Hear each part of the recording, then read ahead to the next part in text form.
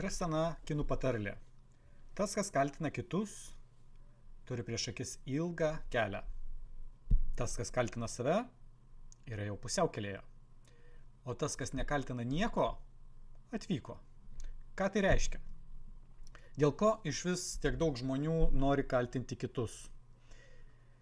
Kada žmogui kažkas sukelia nemalonius jausmus, jis automatiškai nori tą jausmų kėlėją apkaltinti. Tu man sukėlė pyktį, tu man sukėlė gėdą, tu man kažką sukėlė ten pavydą, dar kažką. Žodžiu, tu kaltas.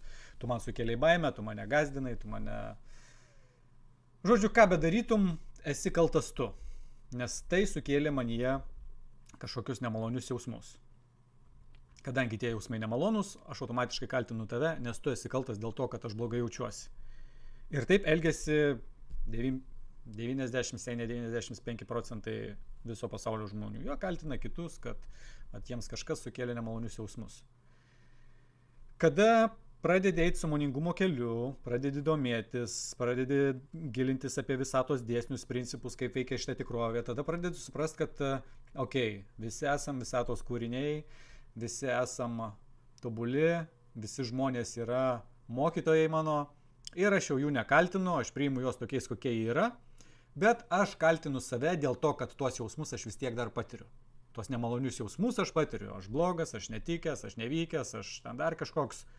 Reiškiasi, kitų jau nekaltinu, bet kaltinu save. Reiškiasi, aš esu vertas to, ką gaunu. Aš esu vertas tos skausmo, tos kančios, tų nemalonių jausmų, bet jau nekaltinu kitų. Kaltinu tik tai save. Kad visa tai, reiškiasi, aš nusipelniau, visatėlė mane už tai baudžia.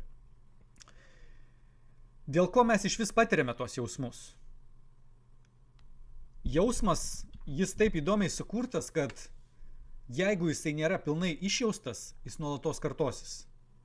Reiškia, jeigu aš nepilnai išjaučiu tuos negatyvius jausmus, jie turi tokią tendenciją grįžti ir grįžti ir grįžti. Ir jeigu man tuos jausmus kelia kažkas tai kitas, ten partneris, partnerė, ten darbe kažkas, ir aš to jausmo pilnai neišjaučiu, man vis tos situacijos grįš, kol aš tą jausmą išjausiu pilnai. Arba jeigu aš pats savęs ten nemyliu, savęs nekenčiu, save kaltinu, kol aš to jausmo pilnai neišgyvensiu, nepriimsiu jo, tol man irgi visata siūs situacijas, kad man tą jausmą vis gražintų. Bet kai aš tos jausmus išjaučiu pilnai, su priėmimu, su dėkingumu, paliekant visas kitas aplinkybės kaip dekoracijas. Reiškia, aš sutelkiu dėmesį tik į patį jausmą. Jeigu jaučiu baimę, tai yra baimė. Jeigu jaučiu pyktį, tai yra pyktis. Jeigu jaučiu pavydą, tai yra pavydas. Kas sukelia tą baimę, kas sukelia pavydą, kas sukelia kaltę, tai yra tik dekoracijos. Aš susikoncentruoju tik tais į patį jausmą. Ir kad aš pilnai išjaučiu tą jausmą, leidžiu jam būt, priimu jį, tiesiog stebiu, kaip jisai konkuliuoja, verda, bet leidžiu jam būt be jokio pasipriešinimo, su priėmimu ir su dėkingumu, tas jausmas ištirpsta. Ir tos kinų patarlės, ta trečioji frazė, kad aš nekaltinu nieko, reiškia, aš atvykau.